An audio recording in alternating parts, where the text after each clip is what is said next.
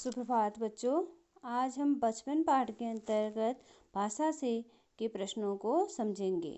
प्रश्न है बच्चों, 4 दिन, कुछ दिन, 1 लीटर दूध आदि शब्दों के प्रयोग पर ध्यान दो तो पता चलेगा कि इसमें 4, कुछ और 1 लीटर शब्द से संख्या या परिमाण का आभास होता है, क्योंकि ये संख्यावाचक विशेषण है।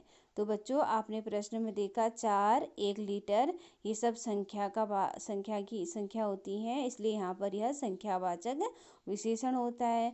तो विशेषण का अर्थ होता है जो शब्द संज्ञा और सर्वनाम की विशेषता बताते हैं उनको विशेषण कहा जाता है। इनमें भी 4 दिन से निश्चित संख्या का बोध होता है।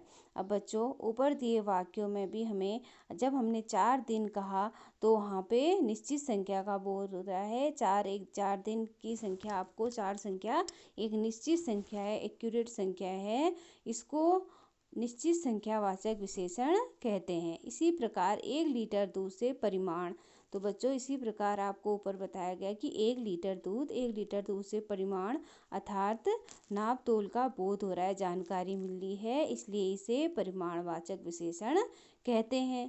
अब प्रश्न देखिए आप, इसमें आपको विशेषण छांटने हैं इन वाक्यों में। तो पहला प्रश्न है, मुझे 2 दर्जन केले चाहिए। तो बच्चों यहाँ पे बोला जा रहा है 2 दर्जन केले। तो बच्चों 2 दर्जन केले बोला जा रहा है, यह आपका परिमाणवाचक विशेषण का उदाहरण होगा। तो बच्चों आपको मैंने बताया कि जहाँ पे नापतोल की बात की जाती है वहाँ पर परिमाणवाचक विशेषण होता है। इसी प्रकार बच्चों दूसरा, 2 किलो अनाज दे दो। तो बच्चों यहाँ पे 2 किलो भी आपका परिमाण की बात हो रही है, तो वह भी आपका परिमाणवाचक विशेषण होगा। इसी प्रकार बच्चों अगला वाक्य देखिए, कुछ बच्चे आ रहे हैं। तो बच्चों इस वाक्य में आपका कहा जा रहा है कुछ बच्चे, तो कुछ आपका संख्या निश्चित नहीं है, कुछ किसी के लिए भी आप कुछ कह सकते हो, तो ये क्या है, आपका अनिश्चित संख्या है, इसलिए यहाँ पे आपका अनिश्चित संख्यावाचक विशेषण होगा। अगला वाक्य आप देखिए बच्चों, अगले वाक्य में सभी लोग हंस रहे हैं। तो बच्चों यहाँ पर सभी लोग, सभी का अर्थ है बहुत सारे लोगों के लिए, तो इस वाक्य में भी आपको कोई एक निश्चित संख्या नहीं मिल रही है, इसलिए यहाँ पर भी अनिश्चित संख्यावाचक विशेषण होगा। तो बच्चों फिर प्रश्न है, तुम्हारा नाम बहुत सुंदर है। तो बच्चों तुम्हारा किसके लिए कहा जाएगा, सार्वनामिक के लिए, सबके नाम के लिए तुम्हारा कहा जाएगा, यह आपका सार्वनामिक विशेषण का उदाहरण है। फिर है आपका बहुत अनिश्चित संख्यावाचक। अब जो बहुत है, बहुत भी अनिश्चित है, कोई एक निश्चित संख्या आपकी है नहीं, बहुत भी आपका अनिश्चित संख्यावाचक विशेषण के अंतर्गत आएगा। सुंदरता किसी भी व्यक्ति का गुण होता है, इसलिए यह गुणवाचक विशेषण के अंतर्गत आएगा। तो बच्चों आपने इन वाक्यों में देखा कि 2 दर्जन परिमाण नापतोल का जानकारी करा रहे हैं, 2 किलो ये भी नापतोल की जानकारी करा रहे हैं, तो ये दोनों परिमाणवाचक विशेषण के अंतर्गत आएंगे। इसी प्रकार गौ और घौ वाक्य में आपने देखा कुछ बच्चे, सभी लोग, यहाँ पे कोई भी संख्या निश्चित नहीं है, इसलिए यह अनिश्चित संख्यावाचक विशेषण के अंतर्गत आएंगे। इसी प्रकार बच्चों तुम्हारा नाम बहुत सुंदर है, इस वाक्य में तुम्हारा सार्वनामिक, सबको आप किसी को भी आप तुम्हारा कह सकते हो, वह सार्वनामिक विशेषण के अंतर्गत आएगा। अब बहुत क्या है, आपका कोई संख्या निश्चित है, खाली बहुत कह दिया, तो यहाँ पर आपका अनिश्चित संख्यावाचक विशेषण आएगा। इसी प्रकार बच्चों सुंदर किसी भी व्यक्ति का गुण होता है, सुंदरता किसी भी व्यक्ति की गुण होता है, इसलिए यह आपका अनिश्चित, इसलिए यह गुणवाचक विशेषण के अंतर्गत। अब बच्चों प्रश्न नंबर 3 देखिए, कपड़ों में मेरी दिलचस्पी मेरी मौसी जानती थी। इन वाक्य में रेखांकित शब्द दिलचस्पी और मौसी संज्ञाओं की विशेषता बताते हैं, इसलिए ये सर्वनाम कभी कभी विशेषण का काम भी करते हैं।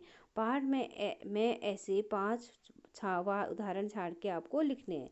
तो बच्चों लेखिका इस वाक्य में लेखिका कहती है कि कपड़ों में उनकी बहुत ज़्यादा दिलचस्पी थी, यह उनकी मौसी जानती थी। तो बच्चों मेरी मौसी जानती थी, या मेरी मौसी मतलब वो खुद के लिए कह रही है, मौसी वह अपनी मौसी के लिए कहते हैं। तो इन वाक्य में आपका रेखांकित शब्द दिलचस्पी और मौसी है।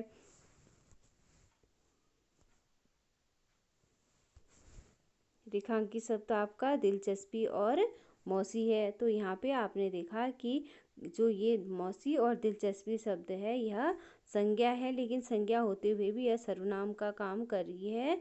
तो यहाँ पर यह विशेषण बता रही है।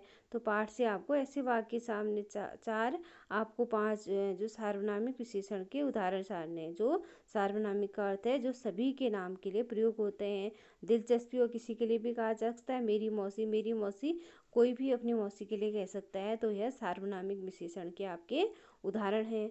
तो आपका ऐसे ही उदाहरण देखिए। उदाहरण आपका पहला उदाहरण है, मैं तुमसे कुछ इतनी बड़ी हूँ कि तुम्हारी दादी भी हो सकती हूँ और नानी भी हो सकती हूँ। तो बच्चों इस पाठ में लेखिका ने कहा मैं तुमसे, तो यह तुमसे सार्वनामिक विशेषण का उदाहरण है, और तुम्हारी यह भी सार्वनामिक विशेषण का उदाहरण है, क्योंकि यह किसी के लिए भी बोला जा सकता है। तुमसे तुम्हारी शब्द सार्वनामिक है, सभी के नाम के लिए या किसी के नाम के लिए भी आपका प्रयोग हो सकते हैं।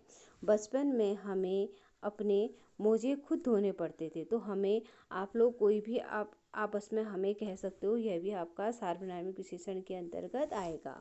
हम बच्चे इतवार की सुबह इसी में लगाते थे। तो हम आप लोग जैसे 2 या 3 लोग हो, कोई भी स्वयं के लिए, हम 2 या 1 से ज़्यादा लोगों के लिए हम प्रयोग कर सकते हो। तो यह भी आपका सार्वनामिक विशेषण के अंतर्गत आएगा। इसी प्रकार बच्चों अगले वाक्य में कुछ और एकदम लाल, कुछ एकदम गुलाबी और रसभरी कमल। तो बच्चों लेखिका ने बताया था पाठ में कि वह जो वहाँ पे शिमला में बहुत सारे फल खाती थी, उसमें कुछ फल तो एकदम लाल होते थे, कुछ गुलाबी होते थे और कुछ रसों से भरे होते थे, जो कमल है वो फल होता था। तो बच्चों इस वाक्य में आपने देखा जो कुछ शब्द है वह भी आपका सार्वनामिक विशेषण के अंतर्गत आएगा।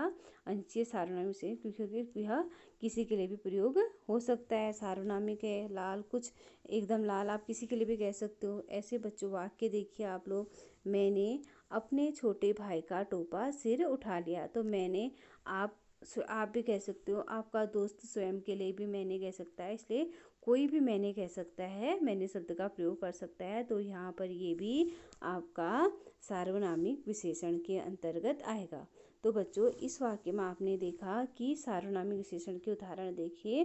तो आपको मैं विशेषण बता देती हूँ। संज्ञा या जो सर्वनाम की विशेषता बताने वाले शब्दों को विशेषण कहा जाता है। तो बच्चों सबसे पहले हम जानेंगे कि संज्ञा क्या है। संज्ञा किसी व्यक्ति, वस्तु, स्थान या भाव के नाम को संज्ञा कहते हैं।